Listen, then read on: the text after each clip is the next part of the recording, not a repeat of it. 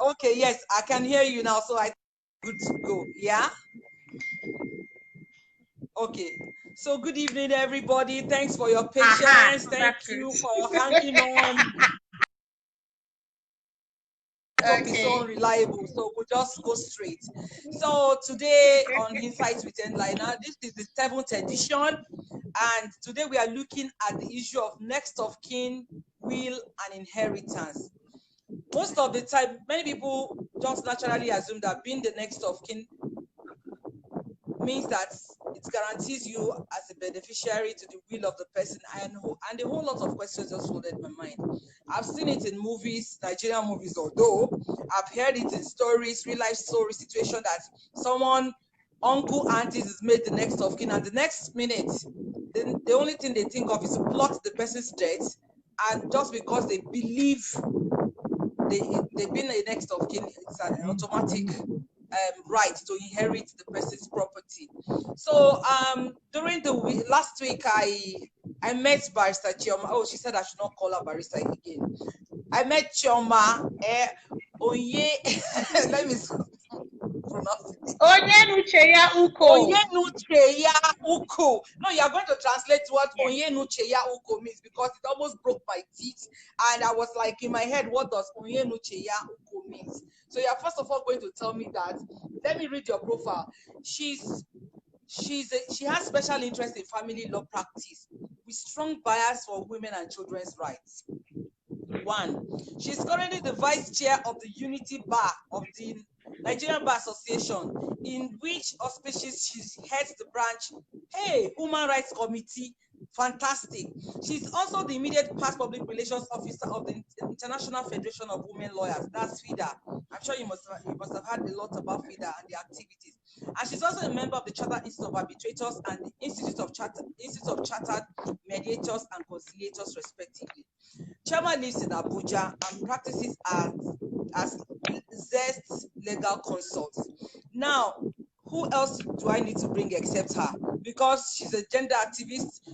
In fact, when I was discussing with her, I just said, this next of kin thing, I don't even have a better understanding. Why are people killing themselves over property? She now told me that, no, that's not it. Oh, that is a whole. I said, please, let me just bring you on. For people like me, who are my friends who don't know jack about this thing, many couples fight over you not putting me as next of kin, me not being next of kin. So I just said, let's come today and let's talk about it. When we talk about next of kin, what do you mean? Who can be your next of kin? What right does it give you as a next of kin?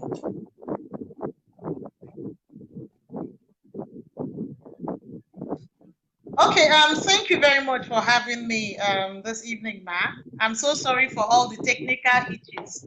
At least that has exposed my analogness, if there's any such thing.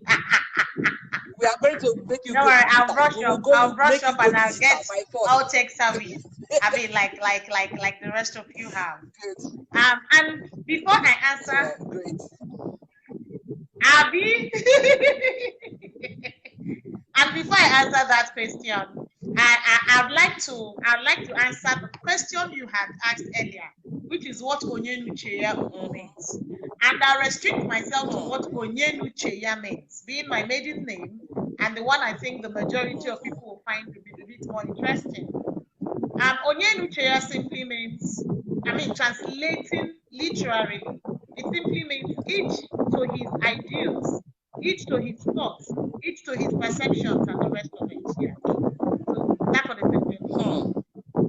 So I guess it's very evident in your profession and what you do. Each to his own. You can say that again. So now taking it to what next? Who is the next of kin really? In simple language, a next of kin is your closest living blood relation. That's where next of kin is. And this can range from your children to maybe your spouse, to your parents, and other such relations. So that's essentially who a next of kin is. unfortunately, a lot of us imagine that a next of kin means you have reserved your choicest properties for. That's not the case. That's not who the next of kin is. A next of kin is that person who, maybe in the event that someone is incapacitated, in the event that a decision needs to be taken and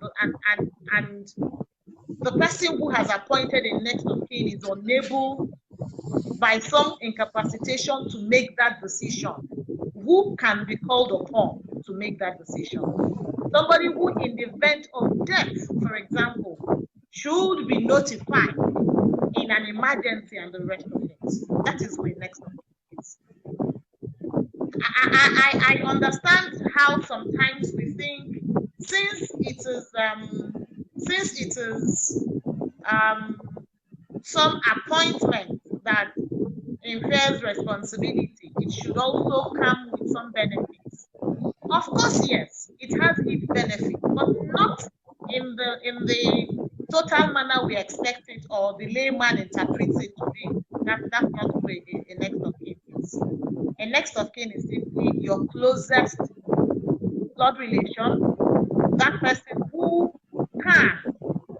It's almost like saying, okay, maybe you're someone not as strong as someone having a power of attorney, but it's like appointing someone to say you can ask him or you can ask her or you can notify him or her if I'm unable to be notified or a decision needs to be taken. I'm not readily capable to, I'm not in a good state to take that decision. This person can be notified or can be asked.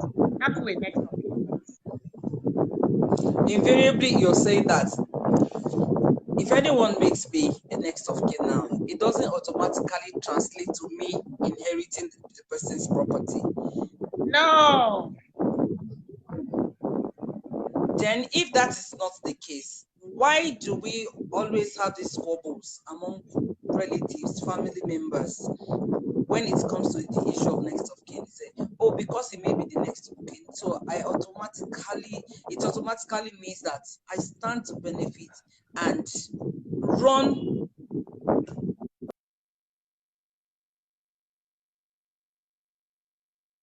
situation where, in a situation where the next of kin defaults or renege on the agreement, should that be on the agreement of the person who is incapacitated? How will the interest of the people who are supposed to be beneficiaries will be protected? Whether the next of kin goes ahead to act in that capacity or not, the legal way to determine who gets what upon one's death is not by who the next of kin is. The legal manner of determining who gets what come in two folds. One is where the person who died left a will. If the person left a will, the will takes precedence over every other consideration, and the will determines how the person's estate will be administered. I mean, in his absence, his or her absence. And where a will has been executed, of course, that will should also have appointed administrators. Where an administrator has not been appointed, a next of kin may make an application to the probate and get an administrator appointed. But where a will was not made at all, which happens many times because we are all deeply religious and we think that if we do that business of documenting our will, it's almost like beckoning death, which is laughable. People die whether they make their wills or not. People die whether they prepare to die or not. People die whether they even believe there is death or not.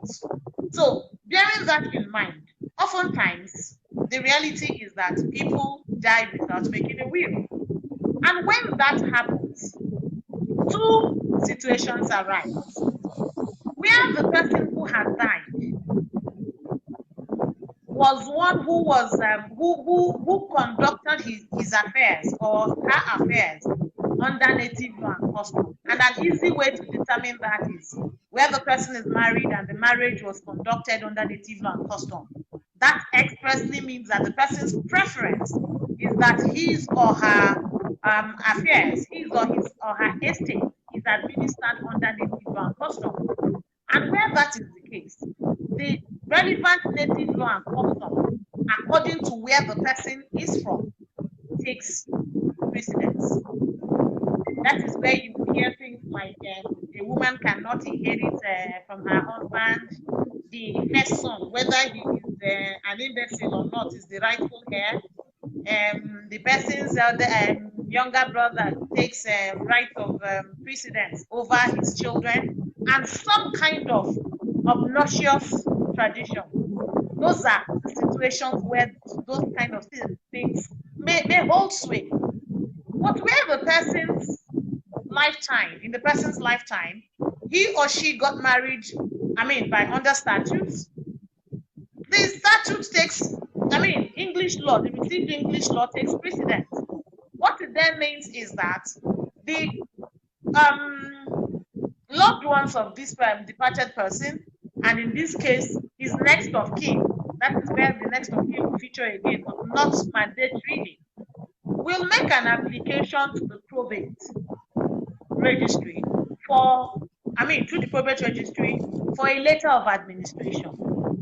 It is after you have obtained a letter of administration that you will now list out the beneficiaries of, the survivors of this departed person, of course, in the order of his spouse, of course, first, his or her children. Forgive that I continue to say his. I'm not inferring that it is the men that will die. It's just for use of, ease. It's just for ease of communication. I understand. Oh, okay. So where the person dies, then the next of kin would make an application for, the letter of administration. And it is in obtaining that letter of administration that then the beneficiaries will benefit from the person's estate. And these beneficiaries, where there is no will, will then rank in the hierarchy of his or her spouse, his or her children, his or her parents, his or her step brothers or stepsisters, his or her grandparents, and, in that order, those are the people who can benefit. And where that does not happen, the person's whole estate reverts to the state. It does not go to any private, any of his loved ones. So it is either a will, it goes back or to government. A letter of administration. Yes, it will revert to government. Wow.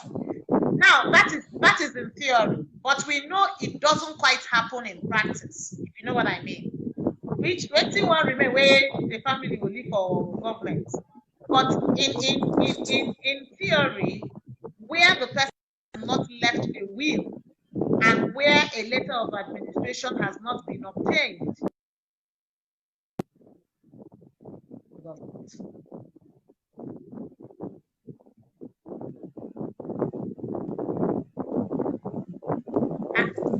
can you hear me?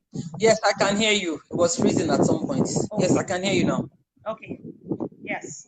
So the important things for us really, instead of focusing on a next of kin and making a big issue of who a next of kin is or is not, the more important thing is for all of us to be conscious and deliberate in the kind of marriages we enter, and also in making sure we leave a will if we want to be the ones to define who gets what from our estate.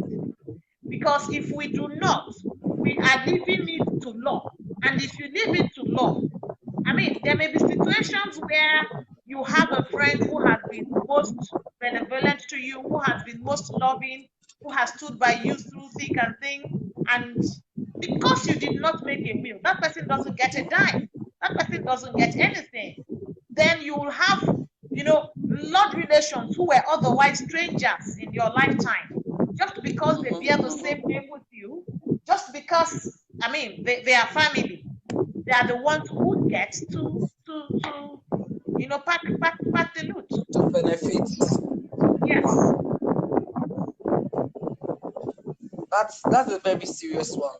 There was a discussion, a conversation that took place recently, and I did remember the topic for the day was who should be your next of kin and why. And 70% of respondents states that my husband cannot be my next of kin. My wife cannot be my next of kin because if I die, he will go and remarry and pack everything to give the new woman, or he will go and marry a young boy now and take all my inheritance,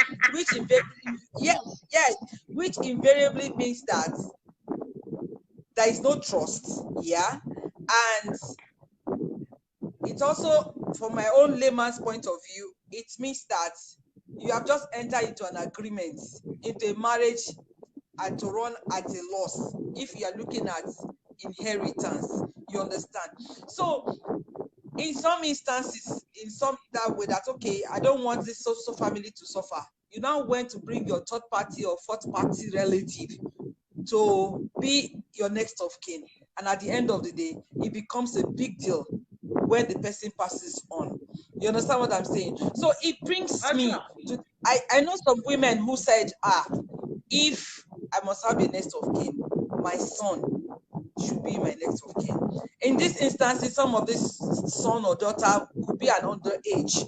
Can a minor be recognized as my next of kin, and what are the implications? Okay, yes, anybody can be recognized as a next of kin, but the implications may be unintended in some situations. And I like that you are referring specifically to minors. The truth is, if we realize that who we appoint our next of kin does not translate to who inherits our estate upon our demise, if we understand that, we'll be a lot more rational in the choice of who our next of kin is.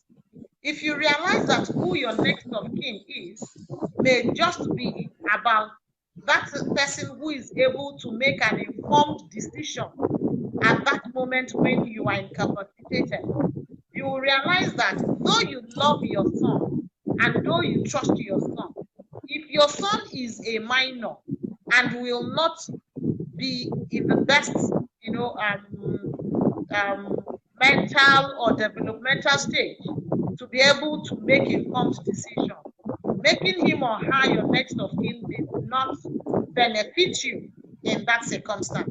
Of course, I also understand that sometimes these things are futuristic because a lot of people do not bother with revising and updating their documentation. Where people have, listed someone in next of kin, you can be sure that many people will just leave it at that, and it remains that forever until they pass on. They do not realize that as life happens, as people grow, as relationships, fluctuate, there may be need to continue to revise, those appointments, if you know what I mean, your documentations.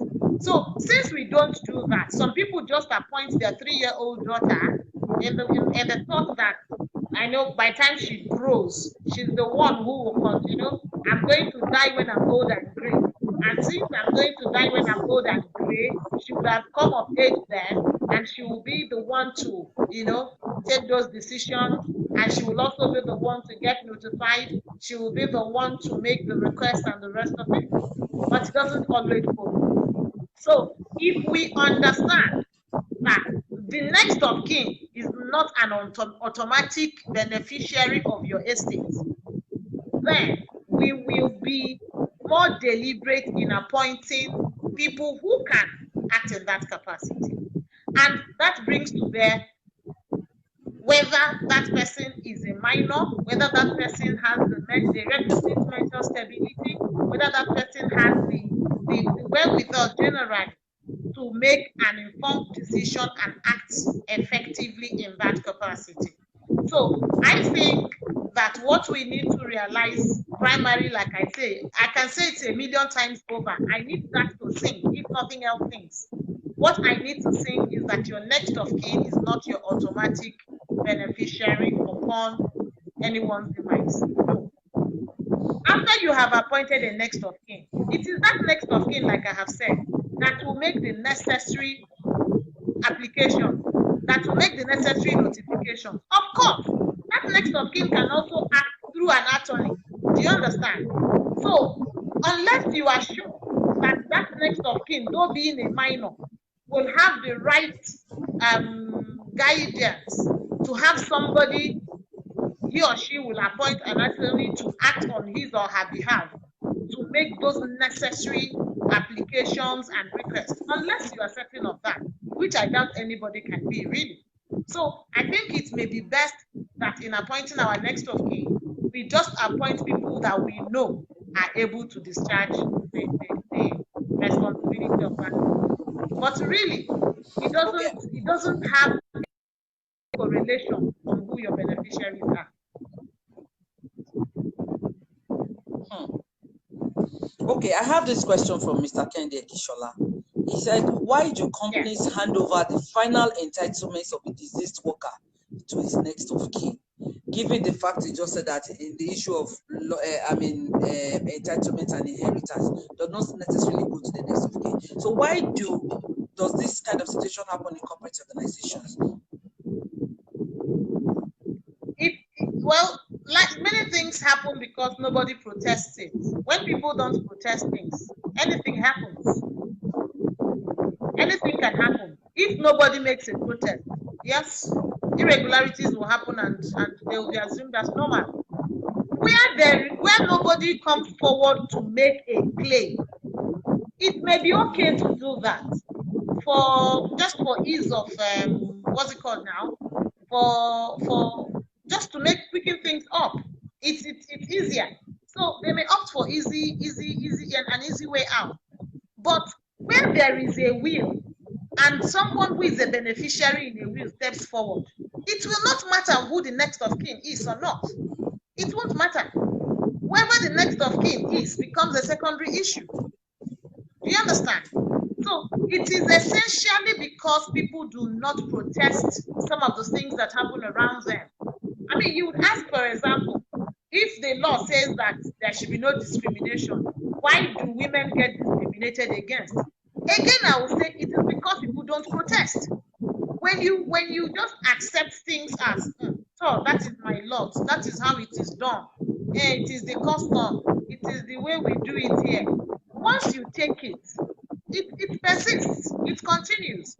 But if there are people who have interests and those people make the necessary protest, a next of kin will not and cannot become an automatic beneficiary just by the mere fact of being so listed. Now, can a next of kin and the lawyer who drafts the will... Can you hear me? Yes, I can hear you. I'm asking, can a next of kin work with the lawyer in charge of the will and circumvent the will as it affects the family of the deceased and move the will to benefit the next of kin? In that situation, what happens? Because there has to be some kind of checks being put in place to be sure that in the absence of the owner of the will, the interest of the beneficiaries of the will is protected, especially when the next of kin do not stand to benefit from the inheritance. What are those checks that one could put in place to ensure that they don't connive and divert what is rightfully belongs to others?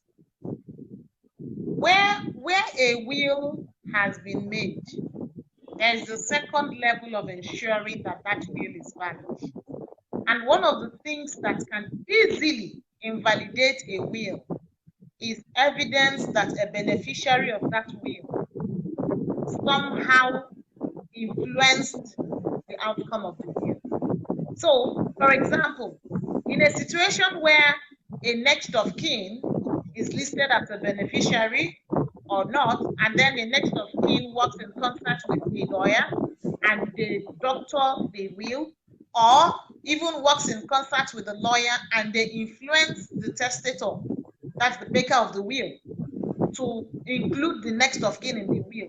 If that evidence emerges, it invalidates a will. Because a will is supposed to be a willful, voluntary choice of the testator. It should not be that it was, kind of influenced by a beneficiary.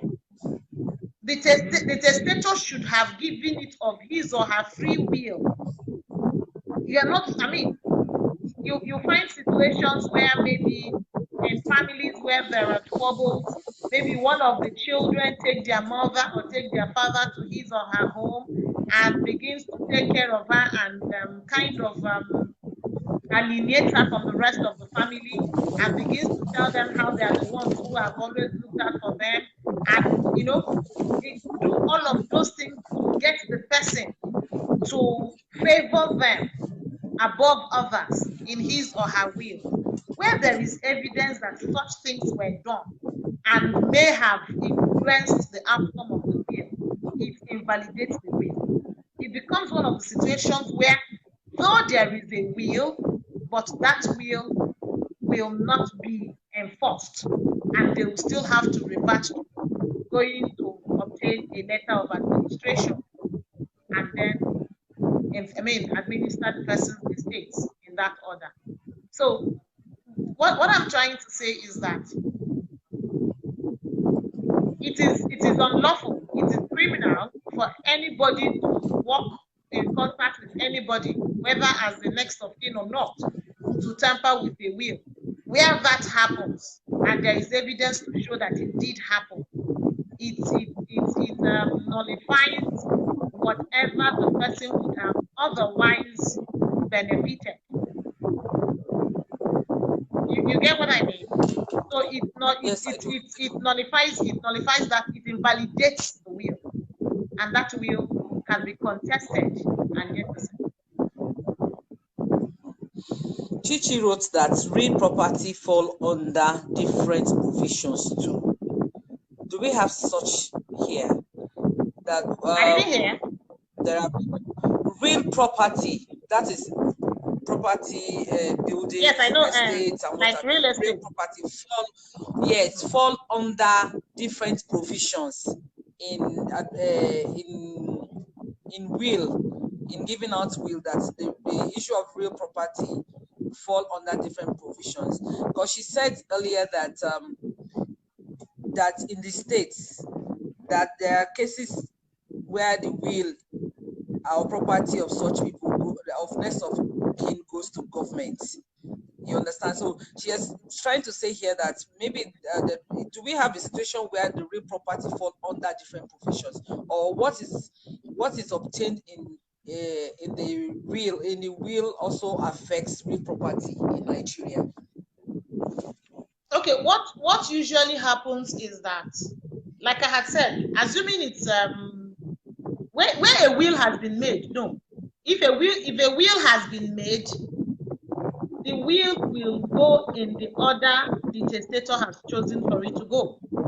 There will be no, you cannot insist that because it is a property, it has to go to XYZ.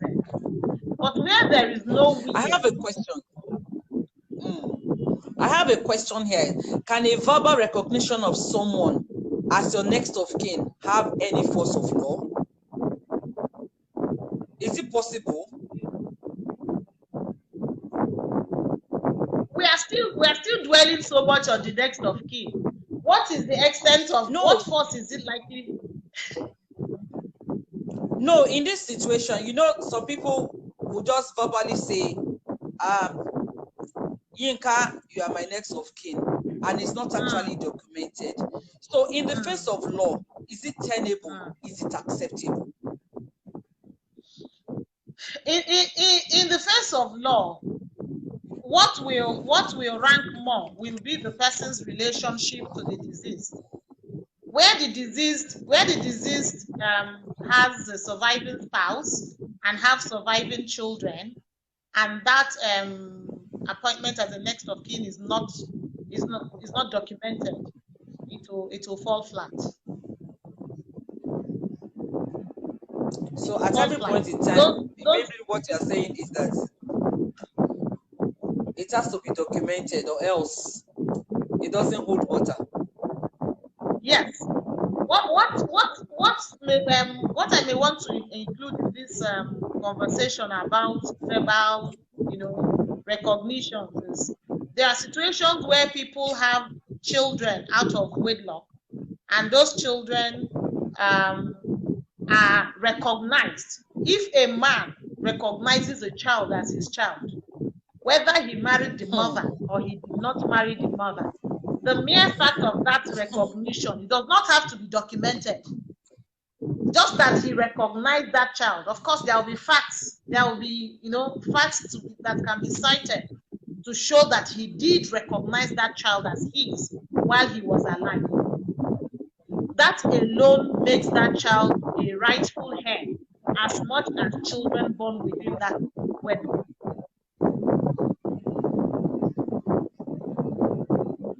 So, but otherwise, it is not sufficient for you to just say, you are my next of kin without documenting it, and you expect that alone give that person the legal platform to so act. No, once it is contested, it will fall. Okay, let me talk about the woman now. We've heard of instances. Yes. I know of one that, in spite of the will being, put in place, and the man died, and at the end of the day, the family felt, we didn't want you to marry our son, therefore you cannot inherit this property as stated by the law. It's somebody that I know, so it's not that it's a matter of hearsay.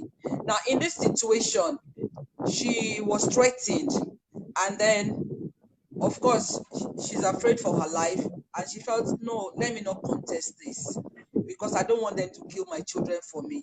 Let me leave it for them.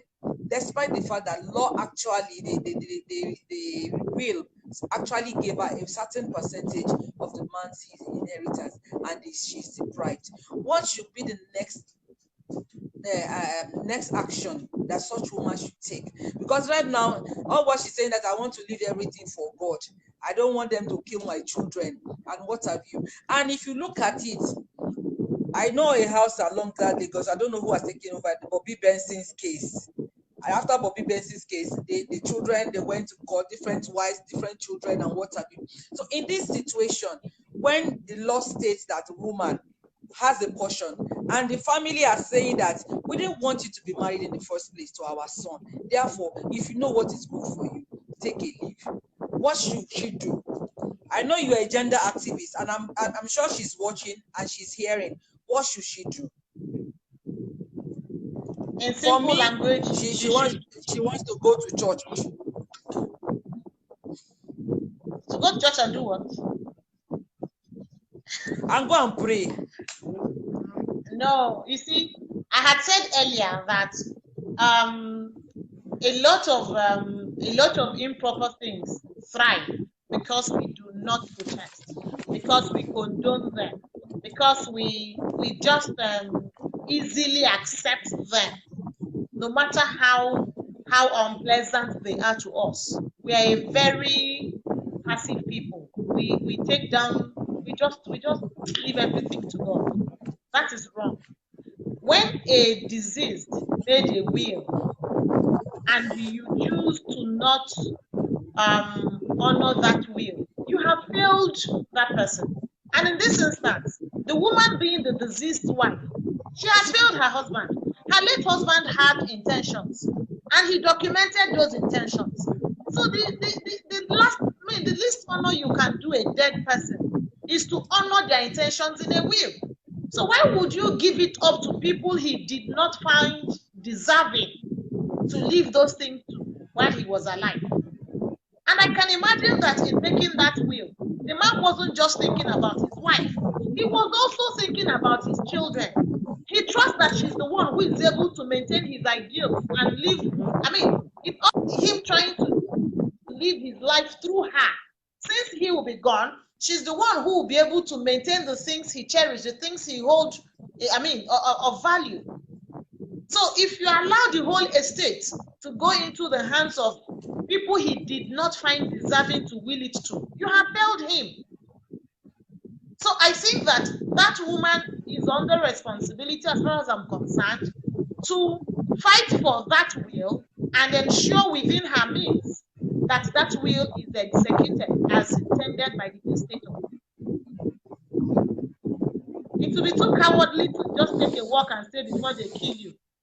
Is it not somebody that said if you talk, you will die? If you don't talk, you will still die. So why not talk already? Why don't you go for it and fight? Oh, sure. I understand. It is a just fight. Okay. Basically, what you have highlighted tonight, number one of it is being the next of kin does not automatically make you. It does not give you inheritance. A beneficiary of one's estate. A beneficiary of the will. Yeah. Number two, most importantly, if you are going to choose the next of kin, one has to meticulously decide who your next of kin is going to be, so that there will not be stories that touch after your demise, or if anything happens to you. Number three, I'm trying to marshal out the points so that we will be on the same page before I ask my last question.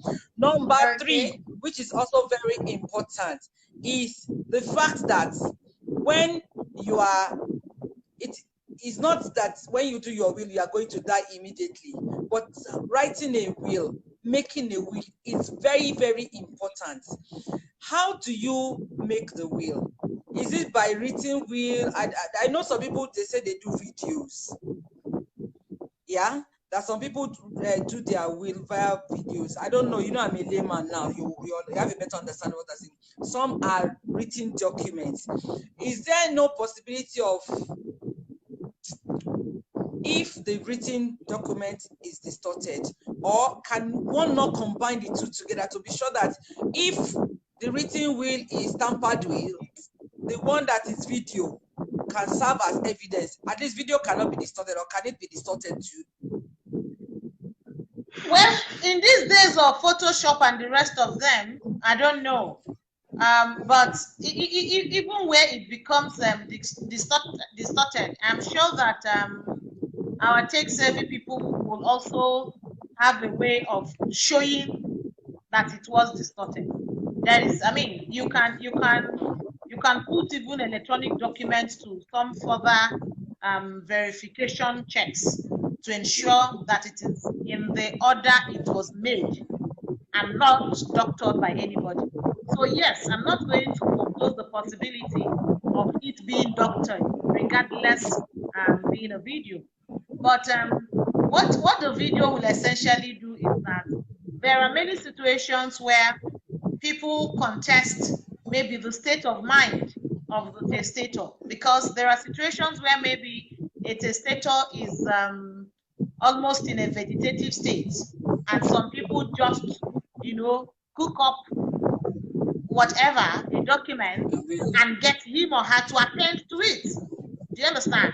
So, and once him or he signs or she signs against that document, it is deemed as having been validly executed. So, what a video can do is to also show a reasonable person whether the person who made that will made it freely and in a conscious and clear state of mind. Do you understand? Some of those things can be read from looking at the video. But regardless of the video, it is still the document itself that will be looked at. So what a video can do is to now further give a document validity, in the sense that it shows that the testator made out the bill and executed same in a conscious and free state without any duress or being under some influence, if you know what I mean. So yes. Yes, you do. Okay. What is FIDAN doing? One. What is MBA doing to reorientate our people and make them realize that being a next of kin doesn't translate to you inheriting? Because most of the issues that we have in the society today, when people get to kill themselves over will because they made me the next of kin, I believe many people stand to, when we start reorientating our people, even at the grassroots, they have a better understanding that it doesn't necessarily translate to you killing each other or poisoning your relative or your spouse because you have made the next of kin. What are you doing? What efforts are you putting in place? Okay. For FIDA has for a long time and continue to conduct legal clinics in different communities and at different levels. And in the course of these legal clinics, one of the things that women are taught, even young people, because FIDA goes even as low as to the schools, to the primary and secondary schools. FIDA does outreaches to those places. One of the things FIDA does and has been doing for a long time is to also educate people on the implications of the choices they make, even in the manner of the marriage they enter into.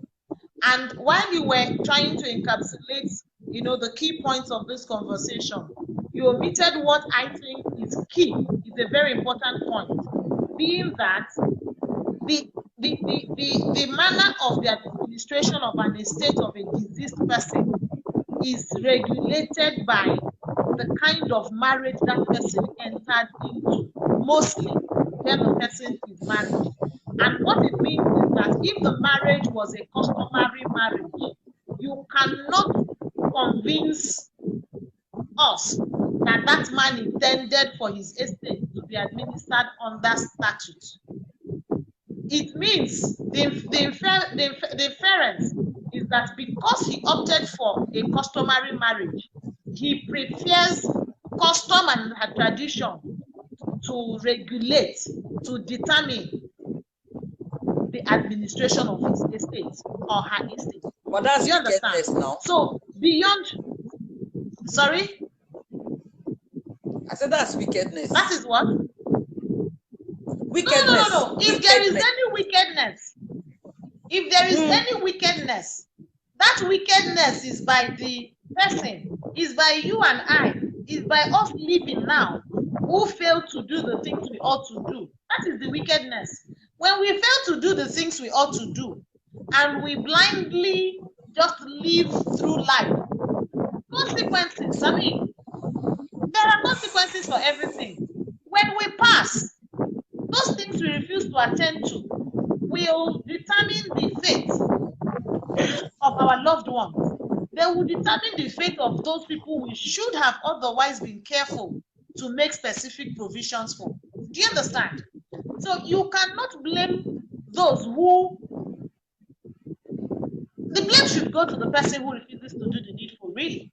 The blame goes to us for not doing what we should do now that we are alive. So if we do not do it, I can understand where people do not know and they did it because they didn't know better.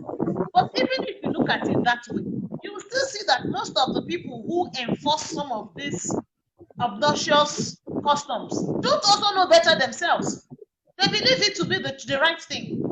They believe that their Bible or their religious books have said it, and because it has been said that way, that is what it means.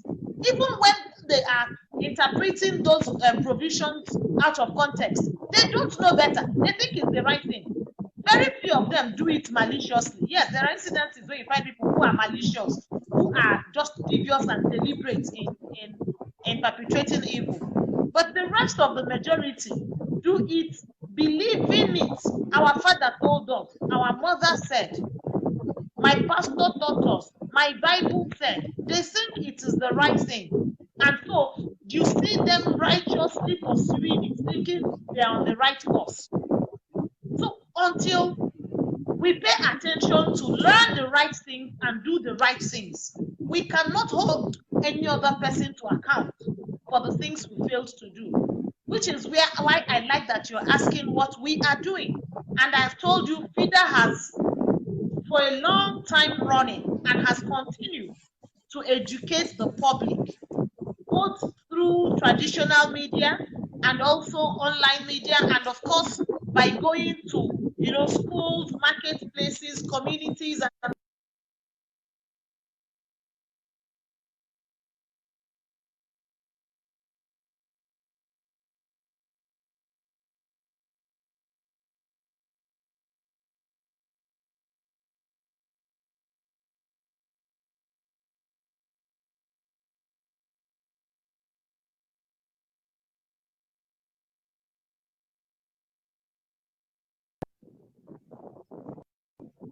legal issues, and they are more informed in taking actions to protect themselves and to ensure that that they don't leave things to chance.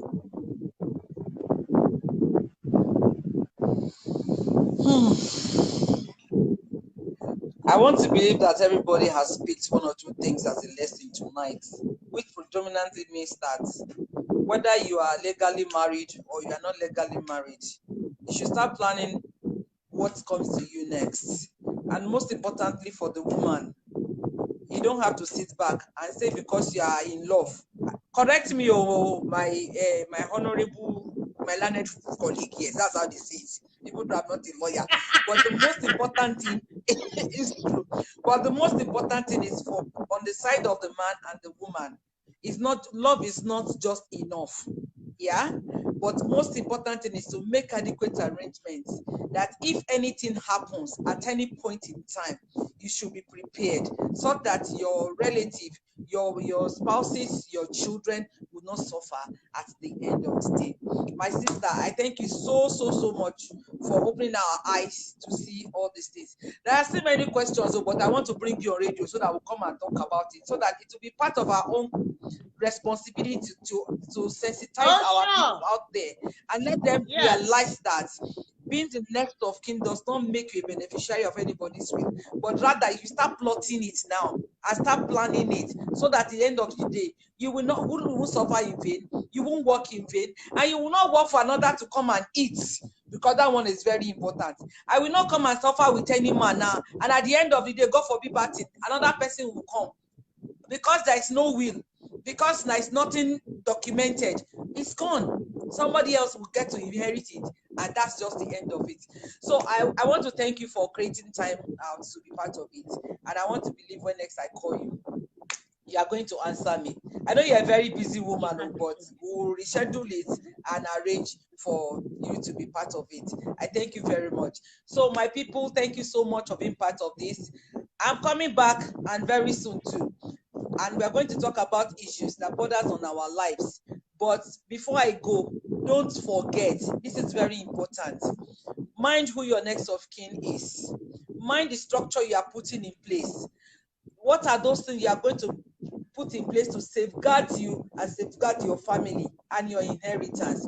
Even in your place of work, when you are writing your next of kin, just like Mr. Kishola raised, so that all your entitlements will not end up in the wrong hands, who will not at the end of the day go home to deliver the checks and everything to your family. You have to open your eyes, shine your eyes. My next of kin does not necessarily make you the beneficiary of my inheritance. So this is very important. Until I come your way next time, I want to say thank you very much for being part of this, and I'm very grateful. Enjoy your evening. And my sister Chioma, thank you very much. We'll talk much later. My pleasure. Bye. All right. Thank you very much for having me.